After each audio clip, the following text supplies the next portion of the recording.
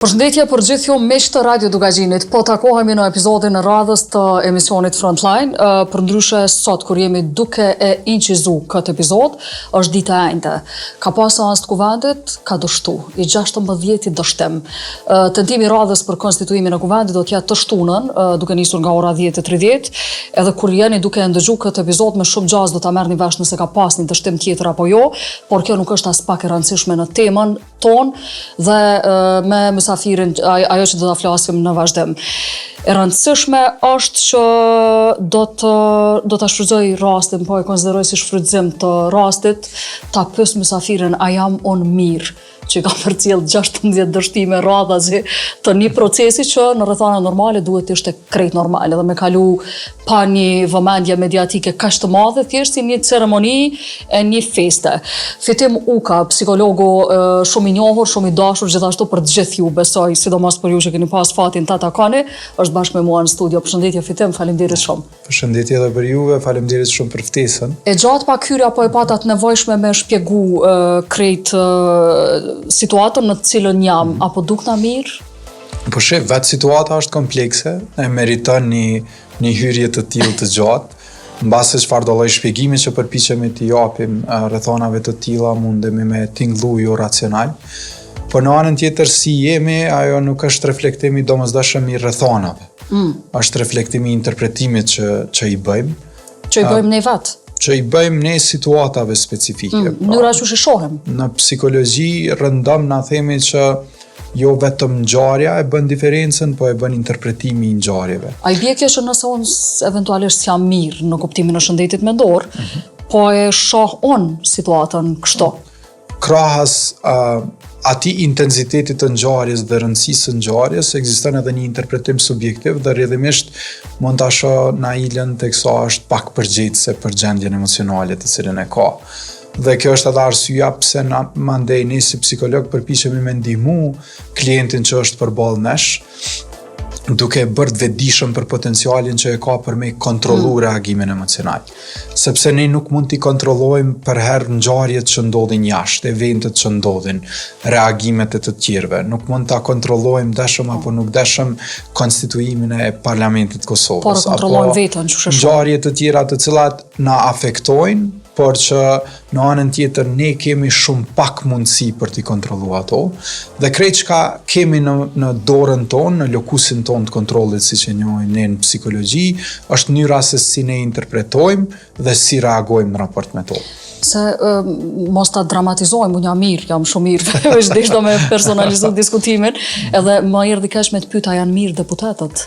Unë këtu mund t'jem shumë subjektiv për shkak se kam qëndru 5 vjet në Kuvendin e Republikës së Kosovës, kam qenë deputet i Kuvendit të Kosovës dhe e kuptoj peshën edhe përgjegjësinë e përfaqësimit qytetar, e kuptoj pak edhe dinamikat e ndërveprimit në atë mjedis, ndonjëherë edhe domosdoshmërinë të qenunit lojal apo besnik me zotimet që i bëm para fushatës, e që shkojnë vis-a-vis edhe zotimeve e besnikrisë që duhet ta tregosh në raport me strukturën partijake apo edhe udhëhecin e subjektit politik.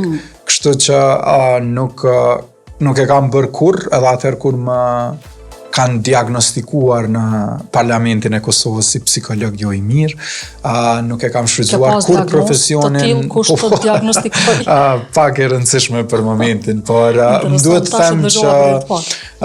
them që unë si kam shfrytzu asnjëherë kompetencat e mia profesionale për të bërë diagnostikim në masë apo dhe në individ specifik kolegë të Parlamentit të Kosovës, por e kam të qartë që definitivisht duhet të ketë një presion të madh edhe për ta në për çka po kalojmë si shoqëri dhe prej këtu bëj një thirrje për atë sa mund të ketë peshë dhe vlerë që sa më parë që të është e mundshme të gjendet një lloj konsensusi dhe mandej atë mos e paguajnë qytetarët edhe më tej peshën e papërgjegjësisë politike që e kanë ata. Po, absolutisht që mos me pas keq kuptime, Fitim, jam shumë e vetëdijshme për rëndësinë e diskutimit të temës të shëndetit mendor dhe në mënyrë absolute nuk dua ta lejoj me diagnostiku kështu njerëz në masë, sepse e dim që duhen shumë seanca, duhen shumë vlerësime, shumë hapa tutje për ta bëni diagnozë, për me dhoni diagnozë të një çrregullimi eventual. Po çka pse e bona krejt krejt këtë lidhje është nëse ka një bazë shkencore, një hulumtim, i cili e lidh gjendjen emocionale të njerëzve të një vendi me zhvillime qofshin ato politike, ekonomike, sociale të tjera në vend, në nivel të përgjithshëm. Kuptoj, por në fakt shëndeti mendor është kompleks dhe nuk mund të shpjegohet asnjëherë mbështetur në një faktor të vetëm. Është pothuajse pamundshme që një gjendje emocionale t'i falet një faktori apo një sistemi specifik.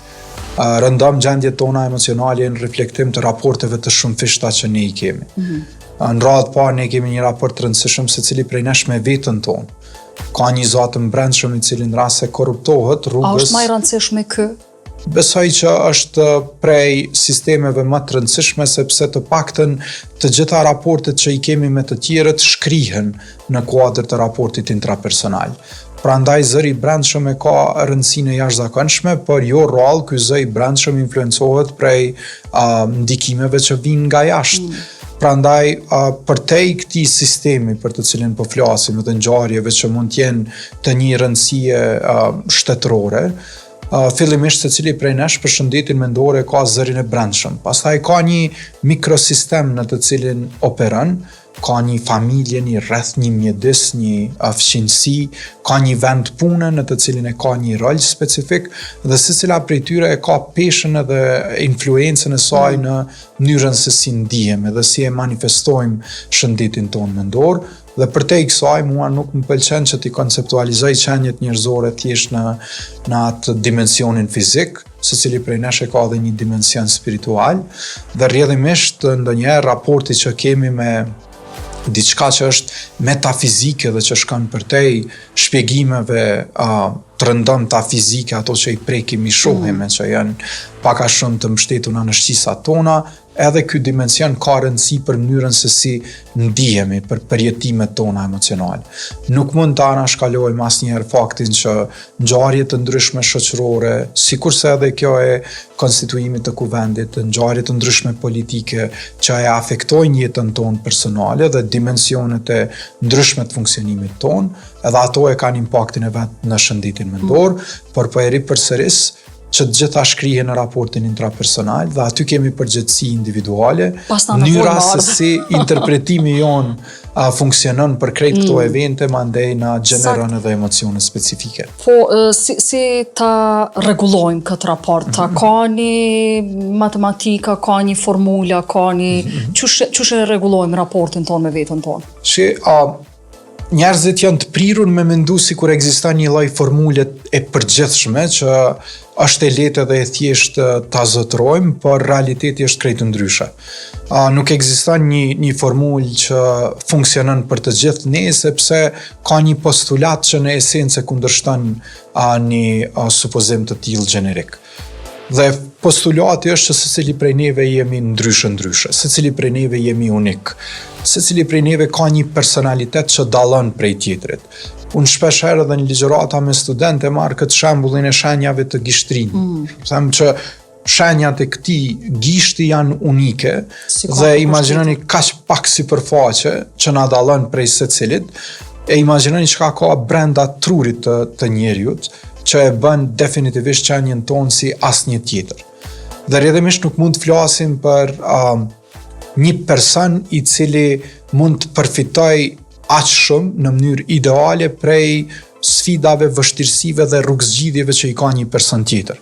Shpesh herë këshillat e njëjta që për dikën kanë kryer punë mund të jenë totalisht të disfavorshme apo të dëmshme për dikë tjetër, prandaj duhet një qasje individualizuar për të gjetur trajtim e paqe secili prej nesh me veten.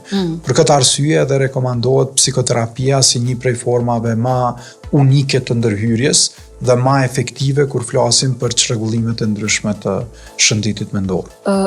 Qysh me e ditë nëse kemi nevojë për një ndërhyrje të tillë? Në fakt, nuk është e vështirë për me kuptu nëse kemi nevojë për një ndërhyrje të tillë. Deri vonë, psikoterapia është konceptualizuar si një lloj ndihme për ata që kanë çrregullime të rënda të shëndetit mendor.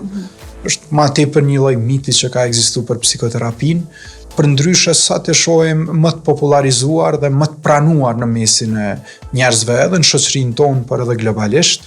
Njerëzit e shohin psikoterapinë si një rrugë unike për të shprehur veten, për të folur e komunikuar ato ngarkesa emocionale që mbase i kanë vështira me komuniku me një mjedis tjetër apo me një person tjetër, për shkak të gjykimit, për shkak të subjektivitetit, të anshmërisë që e kanë sigurisht figurat familjare ose mes shokë tonë. Dhe rrjedhimisht përderisa sa të themi se secili prej nesh e ka mundësinë dhe ka nevojën për psikoterapi, e them që është e lehtë me kuptu kur e ke nevojën, kur e ndjen që njerëzit afër teje nuk po kuptojnë edhe aq mirë, kur e vrenë se nuk e ke mbështetjen e duhur, dhe në veçanti them që është e domosdoshme psikoterapia apo forma tjera alternative të intervenimit, kur fillon e sheh që funksionaliteti yt po cenohet. Kur nuk je më si më parë në kuptimin e raportit që i ke me veten, kur fillon e prish marrëdhëniet që i ke me të tjerët, kur nuk je më efektiv e i dobishëm e funksional në mjedisin e punës, tërë këto janë disa prej shenjave, prej thirrjeve që është e domosdoshme të kesh një konsult me psikologun, qoftë në formën e psikoterapisë, qoftë në formën e një vlerësimi klinik që të mundson pastaj ta kesh një trajtim të mirëfillt në hapat e më të qeshëm. A mundesh me ju drejtu psikologët, po mendoj me siguri mundesh në çdo rrethan, veç po supozoj nuk po mundesh me orientu, me i kanalizu mendimet e tua. Po ki nevojë edhe me ditë prej psikologut, a ki nevojë për trajtim prej psikologut ajo? S'ka dyshim, ne besojmë që gjeneza e shumicës prej çrregullimeve të shëndetit mendor vije prej mënyrës se si mendojmë. Nuk është e lehtë të mendohet.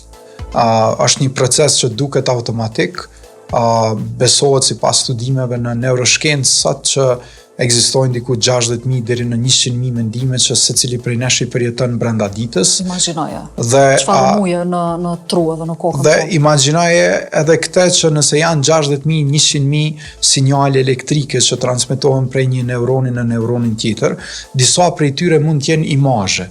Dhe një imazh mund të përmbaj me qindra mira efekte apo detaje të caktuara dhe ato përpunohen në trurin tënd edhe atëherë kur ti je duke përcjell me shumë vëmendje atë që e them unë.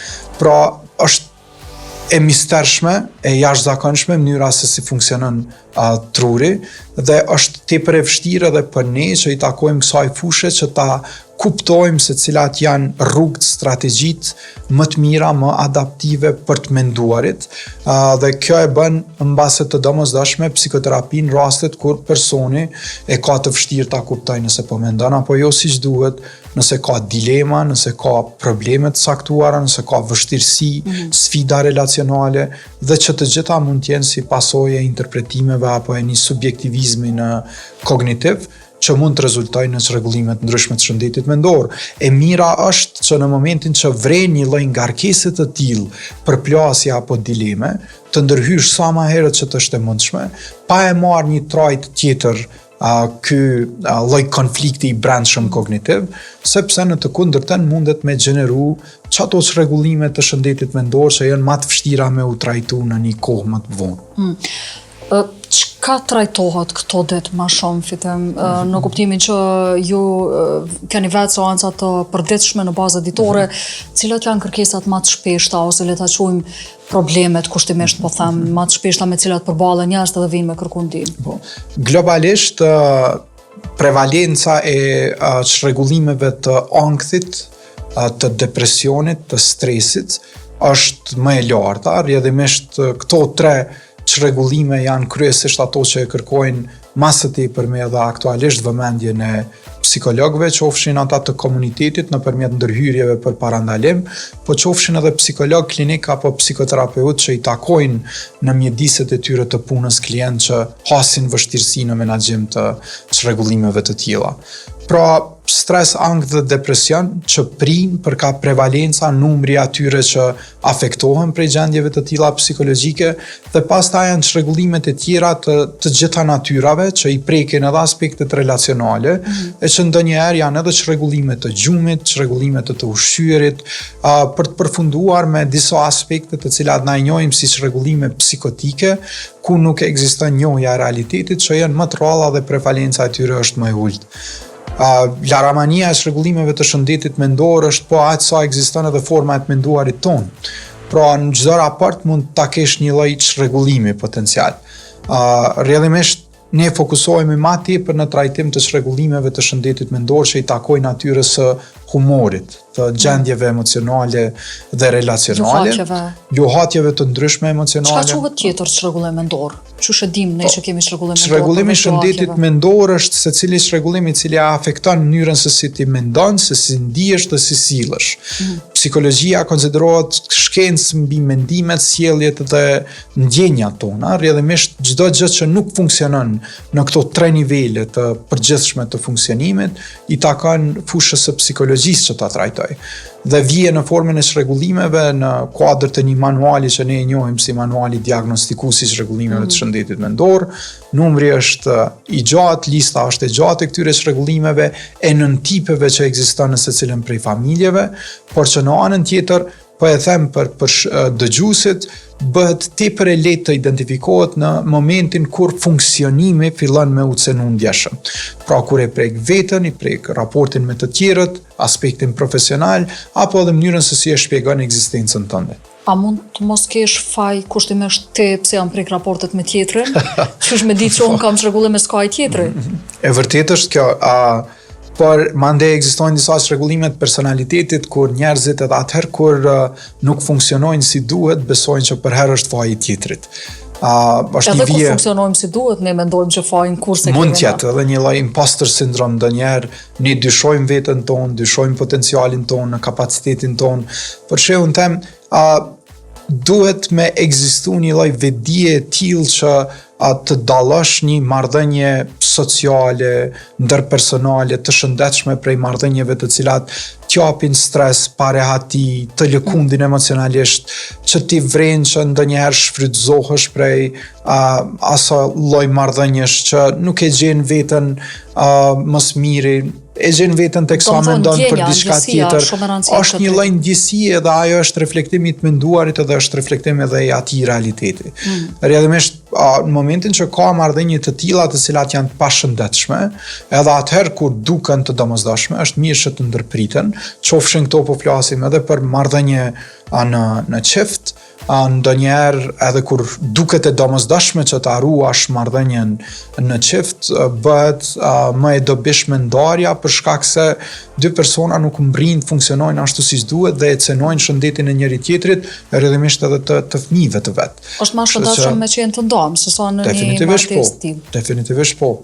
Nuk është ndarja zgjidhja primare, por po flasim për çiftet të cilat provojnë çfarëdo lloj strategjie për të mirëmbajt lidhjen edhe raportin e tyre, por thjesht është e pamundshme për shkak se fillojnë me ndryshu përgjithsisht perceptimet që i kemi për jetën, perspektivat që i kemi për botën përgjithsisht, për atë që dëshirojmë të arrijmë, dhe një diskrepancë e tillë sjell konflikte dhe kur konfliktet nuk janë të menaxhueshme, ndarja është një prej opsioneve që trajtohet. Pyetja jo popullore, kjo po s'ka lidhje.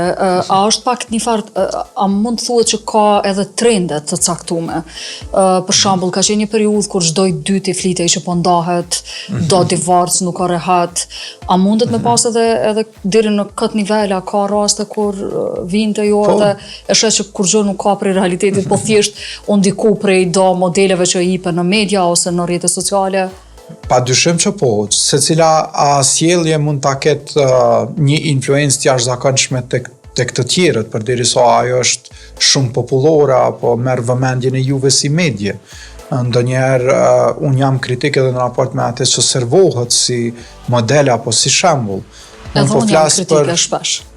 Edhe është mirë të jemi edhe vetë kritik, por gjithashtu edhe ta adresojmë për të mirën e përgjithshme të shoqërisë. Pra, modelet të cilat servohen e kanë influencën e jashtëzakonshme dhe rrjedhimisht kur nuk ka një përpunim të mirëfillt të situatës, mund të merren vendime të cilat nuk janë as pak të shëndetshme. Dhe ka edhe prej atyre të cilët e provojnë ndarjen për një periudhë dhe ribashkohen prapë sepse e kuptojnë më mirë rëndësinë e njëri tjetrit atëherë kur ekziston distanca. Që prapë është në rregull. Dhe prapë është në rregull përderisa funksionojnë dhe ata ndihen rahat në atë raport, por unë ftoj për herë që në raportet ndërpersonale, të cilat janë unike, ashtu siç jemi edhe na unik, e shpjegova më herët, aty të mos ndërhyjet prej një perspektive të tretë, sepse askush më mirë se sa dy persona që kanë jetu për 10 vjet nuk e njohin njëri tjetrin. Dhe unë kur nuk flas tazëm për një person të caktuar dhe nuk nxitem që me i besu perspektivës që dikush e ka për dikend pa e njoft atë personalisht. Sepse ndonjëherë mënyra se si dikush flet për dikë është reflektim edhe i asaj se si flitet për te. Nëse unë e kam mike shumë të mirë Nailën, po e njoh edhe Editën, e Nailja mandej tenton që me më folë për Editën mirë, unë mund të them që teksa ti flet mirë për Editën, kjo është reflektim edhe i asaj se kush je ti për te.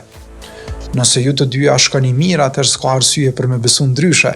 Por nëse ju të dyja nuk jeni në relata shumë të mira njëra me tjetrën, kjo flet shumë për juve dhe mund të ndodhë që unë të kem një raport shumë të mirë me ty, por ndryshe mund të jem me Editën. Rrjedhimisht secili raport individual është unik, ashtu siç jemi edhe ne unik. Prandaj edhe duhet trajtim i mirëfillt, i individualizuar për secilën çështje.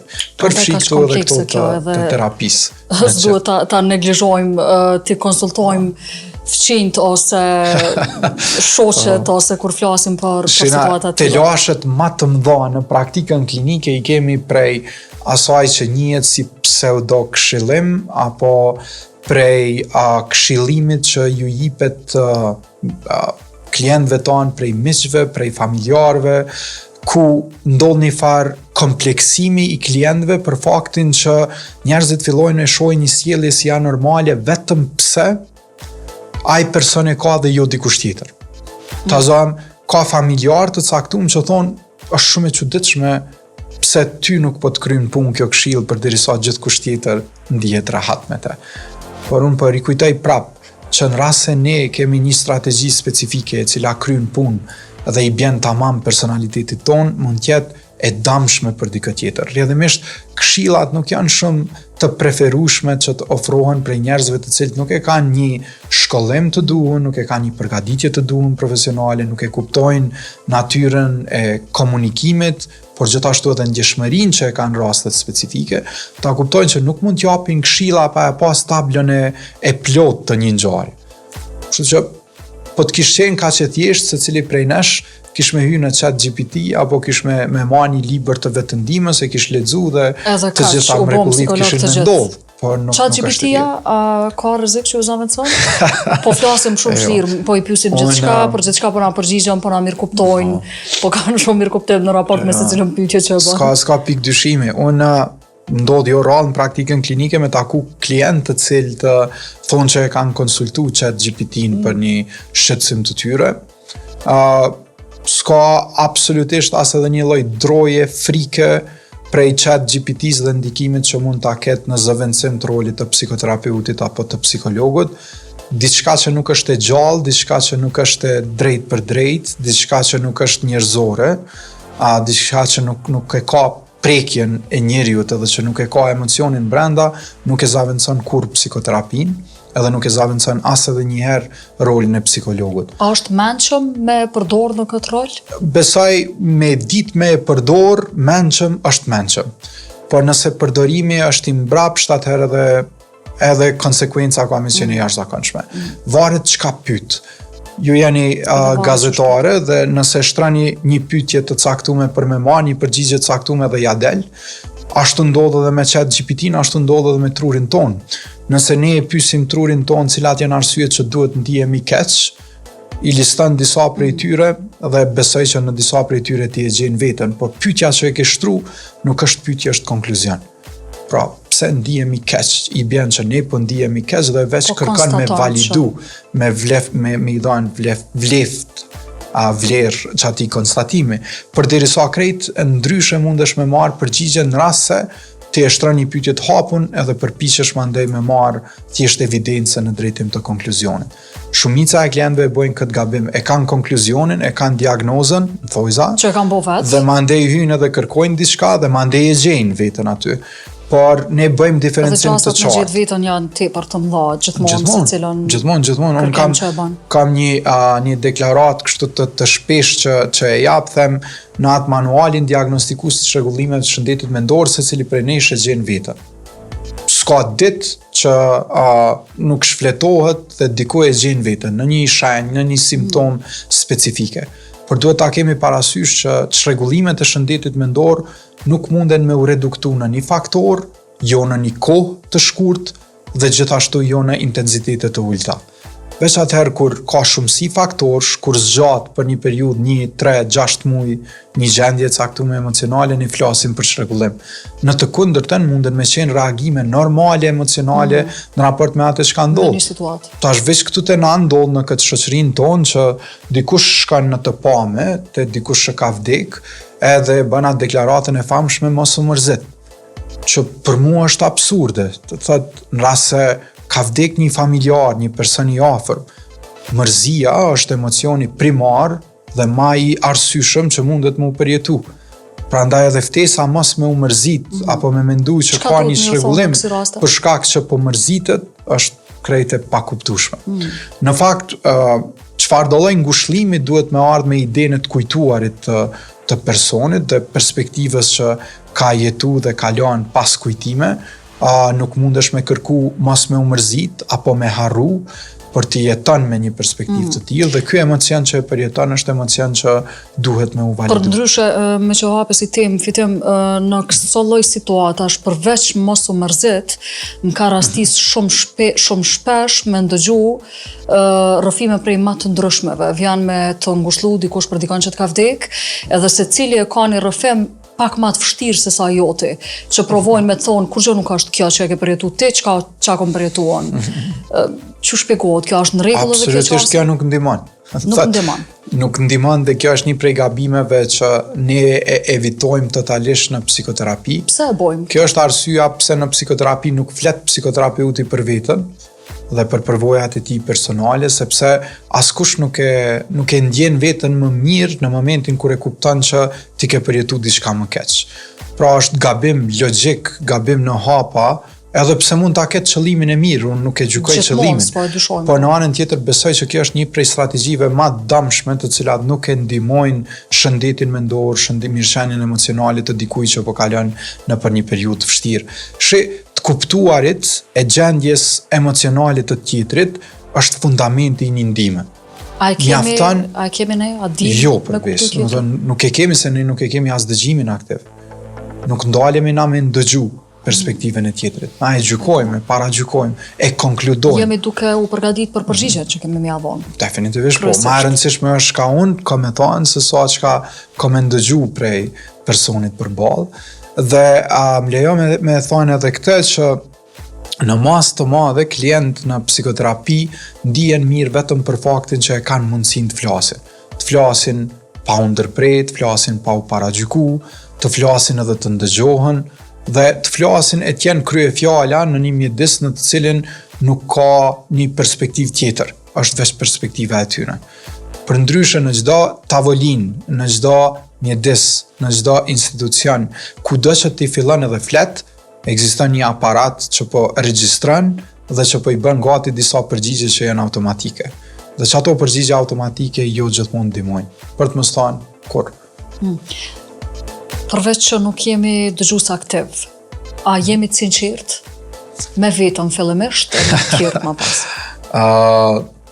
S'po di, kam frikë me generalizu diçka të tillë, po vrej që ekzistojnë tendenca të përgjithshme të qenunit jo të sinqert, sidomos në raport me veten. Ku po e mbështes këtë është mas tepër ndoshta në influencën që e kanë rrjetet sociale. Për shumicën prej nesh është tepër e rëndësishme që ta prezantojmë veten në një mënyrë që nuk është e përditshmja jonë, nuk është rutina jonë, nuk është identiteti ynë. Kemi tendencën me ra prej disa trendeve që nuk përkojnë me neve, me vlerat tona, qofshin ato krejt individuale. Kështu që një lloj falsiteti vrehet në masë të madhe. Dhe kryesisht kjo po ndodh edhe për shkak të influencës, them edhe kur e stërvisim empatin, vrehet falsiteti. Sado që mundesh me trajnu diken, vren prej mënyrës, prej të shprehunit, prej fjalëve që zgjidhen dhe besa prej diskrepancës që ekziston në mes të shprehunit dhe veprimit, që ka jo sinqeritet. Unë them, në masë të madhe, sjelljet altruiste, vetdia janë konstrukte praktike. Nëse unë them që kam kujdes për ty, dëshiroj me don kujdes, me don mbështetje, dhe është thjesht një deklarat, por në anën tjetër në çdo thirrje tënde për me u mbështet apo me marr kujdes prej meje, nuk ofrohet diçka e tillë. Këtu vrehet ajo disonanca kognitive, këtu vrehet ajo diskrepanca dhe kjo është vërtetësia e pavërtetësisë që i përcjell njerëzit. Në masë të madhe njerëzit janë të pasinqert për shkakun e thjeshtë nuk e mbështesin me veprim deklaratën e tyre. Nuk do me thonë që vetë po e tregojnë të vërtetën edhe janë të pasinqert. Kjo pak si këto ndihmat që ipen në raport me ndonjë familje të varfër, por që janë plot media aty ose fotografi to i shpërndajë gjithandej në rrjetet sociale. Kuptoj, unë për vete nuk i besoj altruizmit të pastër në esencë. Nuk besoj që ka altruizëm të atij tipi që ti jep diçka dhe nuk merr diçka në këmbim. Besoj që sa herë që jep diçka ti përfiton emocionalisht dhe rrjedhimisht e ke blen në një farë forme emocionin tën pozitiv, por unë e çmaj edhe mbështes cilën do sjellje prosociale, çush do qoftë ajo. Megjithatë mendoj që kemi nevojë për shembuj dhe modele të mirëfillta të ndihmës, disa të influencume edhe prej atyne që janë postulate religjioze ku thonë që dora e djathtë nuk duhet me ditë se çka jep dora e majt. Ajo lloj ndihme për mua është hyjnore dhe unë për vete e rekomandoj apo e promovoj masë të tepër me këtë formë të ndihmës. Kjo blerja e emocionit kur ndihmon, bën shumë përshtypje, a është mirë, a është keq nëse e bojmë? Është krejt në rregull, vetë se unë nuk e blej dot atë narracionin e dikujt që thotë unë i bëj mirë dikujt edhe nuk pres që ma kthen, sepse kthimi është vetëm veprim. Momentin që ti e ndihmon dikën që ka nevojë ti përjeton emocion pozitiv. Rrjedhimisht vetë veprimi është edhe shpërblimi. Kështu që është pak egocentrike. Ja këtë vetës do me thonë me mira me jo. Definitivisht po, për këtë arsye po them, për ndryshe e çmaj veprimin prosocial, por kur unë e shoh definicionin e altruizmit, nuk më bind dot veprimi, asnjë veprim njerëzor, dhe këtë e diskutoj shumë shpesh me studentët e mi, them përderisa ne kemi emocione, kur nuk mund të jemi altruist. Si pas definicionit, se i bjen që ti jep dhe nuk merr asgjë në këmbim. E diçka të tillë në jetë nuk ka. Kështu që sa herë që jep edhe ke marr diçka. Interesant, kjo po e shëndetshme besoj. Shumë e shëndetshme. Veç është mirë mja pranu vetës. Mos me ngjall atë lloj ideje sikur ti je qenja ideale që e bën këtë lloj ndihme dhe nuk merr asgjë në këmbim. Sidomos në këtë botën e rrjeteve sociale ku gjithçka duket perfekt. Jeta që e bojnë të tjerët është shumë e mirë, është. Nuk njoh dikant qof prej njerëzve të afërt, qof prej atyre që i shoh në rrjetet sociale që poston diçka prej momenteve të ulta të jetës, ato intensiteti i ulët, prej rutinës, prej përditshmërisë që mbase kish me qenë shumë më e shëndetshme edhe për vëzhguesit. Që me kuptu që ka jetë edhe për te aty në restoranteve luksoze, për te eventeve si dasmat e gjithçka tjetër. Me të rëgu që hajme edhe pasojt ka njëherë. Po, ka momente piklimi edhe ka momente dëshprimi edhe zhgënjesh me dike. Kemi tendencën kryesisht me prezantu një që ne e njohim si ego ideali, sikur vetja ideale, që nuk është vetja e vërtet, dhe rrjedhimisht ka njerë kompleksojmë njerëzit e tjerë me idenë që ne jemi këto. Edhe ne vetë kompleksohemi, tu i pa jetën e tjerëve, sidomos kur flasim për fëmijët, i ngrisim pritjet, prej tëne tu i pa shef fëmija i këtij ose shef fëmija i atij. Dhe mandej fëmijët e kanë një farë pikë reference krahasuese që është horizontale dhe është e pashëndetshme. Rekomandimi jonë si psikolog është që fëmiju me pas pikë vertikale krahasuese vis-a-vis potencialit vetë, cila është mundësia jam ma e mirë, sa larg muj me shku me këtë potencial që unë e kam. A muj nesër me qenë një verzion ma i mirë i vetës. A muj nesër me qenë ma mirë se sa që jam sot. Ka që është mjaftueshëm, pse duhet që me pas një pikë horizontale të krahasimit. Me kap gjën që i thonë. Ajo është e pashëndetshme, ashtu gjithmonë ka me ekzistu një perspektivë që është akoma ma e avancume, dhe rrjedhimisht kjo nuk lën një lloj përmbushje, nuk lën përjetim të një emocioni pozitiv. Përderisa kur je një verzion më i mirë i vetes se sa që ke qenë dje, me automatizëm vjen një përmbushje emocionale. Apo jetojmë fitim? Apo jetojmë tamam me jetu? Tash është kjo pjesa e psikologjisë e generalizuar, por nëse mundem me disa shembuj. Besoj që improvizojmë ma tepër se sa jetojmë. Këto konturat e jetës aktuale kërkojnë domosdoshmërisht një lloj improvizimi. Luajmë role ma tepër se sa që jemi vetja jonë. Nuk jam shumë i sigurt që po të kishim qenë vetja jonë e vërtet ose esenca apo ajo raporti ynë natyral që kishte me qenë mirë për botën. Nështë ta kishme u prodhu ma shumë konflikt, nështë ta kishim me qenë ma në të lashe në raportet ndërpersonale, por në anën tjetër e mendoj në mas të madhe ne tentojmë me rujt një lloj paqeje, e blejmë një lloj paqeje, dhe kjo shpesh herë është kompromis i dëmshëm për neve, për shëndetin tonë mendor, por gjithashtu është edhe aseti i vlefshëm të cilin e kemi, sepse aty ku dikush e gjen prejen, dikush tjetër e shet merrin. Varet shumë prej mënyrës se qysh i kundron situatat, po për mu personalisht mënyra se qysh e jetojmë jetën aktualisht është me improvizu ma tepër se sa me qenë paqe me atë që ti bën çdo ditë. Është edhe me mbijetu, sidomos kur i kemi parasysh faktorin ekonomik në vend, fukarallëkon, le të themi, kushtet e vështira, çmimet e larta, energjia kuvendi, u ktheva prapë te kuvendi. Domethënë ka një farë lomshi nëse dojmë i pa këto anë që na pengojnë në jetën tonë. Tu i pas parasysh kushtet ekonomike, sidomos fitim, jam e sigurt që ka shumë njerëz që na ndëgjojnë sot edhe që e gjejnë vetën duke qenë në nevojë për një konsult ose për seancat e psikologu. Çka me bo këta njerëz që nuk kanë mundësi, nuk kanë kushte financiare, sepse është goxha sport, po e them kushtimisht i shtrenjtë marrja e terapive. Në fakt, në Republikën e Kosovës, marrja e shërbimeve të ndryshme psikologjike në institucione publike është pa pagesë dhe ekzistojnë qendra të shëndetit mendor në komunitet, të cilat japin shërbime edhe të shëndetit mendor, ku punojnë psikiatër, ku punojnë psikolog, staf infermieror i përgatitur për me ofru ndihmën e parë psikologjike dhe bëjnë punë shumë të mirë. Krejt çka duhet është nështë edhe ndihma juaj si media që mi promovu qendrat e tilla të shëndetit mendor edhe në komunitet dhe me pas një fluks më të madh të njerëzve të cilët kërkojnë ndihmë. Dhe është pa pagesë. Përderisa nëse flasim për shërbime private të shëndetit mendor, ato munden me qenë të kushtueshme, ndonjëherë edhe të pa përballueshme për ekonomitë familjare të njerëzve që jetojnë në Kosovë, por më lejoni me thënë edhe këtë që ndonjëherë krijohet ideja sikur shëndeti mendor është luks, por përderisa i kemi sisteme të cilat janë edhe publike dhe private, gjithkush që e ka nevojën për ndihmë mundet me gjetë një adresë të shprehunit. Ne diskutuam paraprakisht me juve dhe secila shkollë sot të paktën e ka një psikolog. Nuk i plotson të gjitha kriteret në sensin e proporcionit psikolog me numër të fëmijëve, duhet ma tepër, po e ka një psikolog. Secili institucion e ka një psikolog, e ka një psikiatër, ka një adresë ku munden njerëzit me shku dhe me folë dhe me komuniku dhe me mbajt psikoterapi të mirëfillt.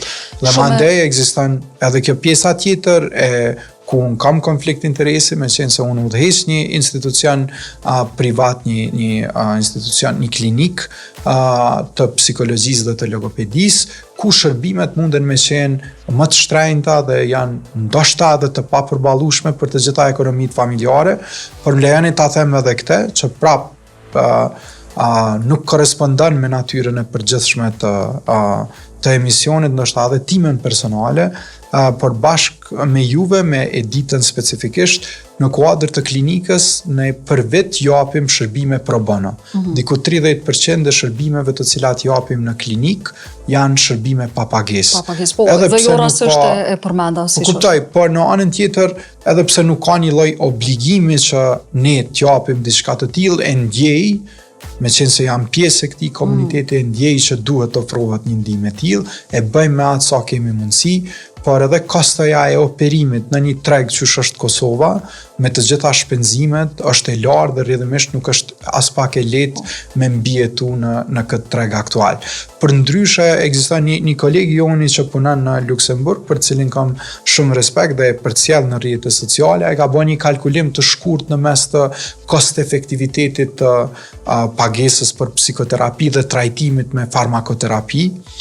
Normalisht që psikoterapia dhe shërbimet e tjera për cilëse, terapie sjelljes apo logopedi ndonjëherë munden mu duk të shtrenjta, por në esencë janë kursim shumë i madh për parandalimin e asaj që mundet me qenë pasojë afatgjate në jetë në stadiet e tjera të zhvillimit. Kjo është si kjo thonja e famshme me arsimin, nëse mendon që arsimimi është i shtrenjtë, provoj ignorancën edhe sheh sa të kushton mandej.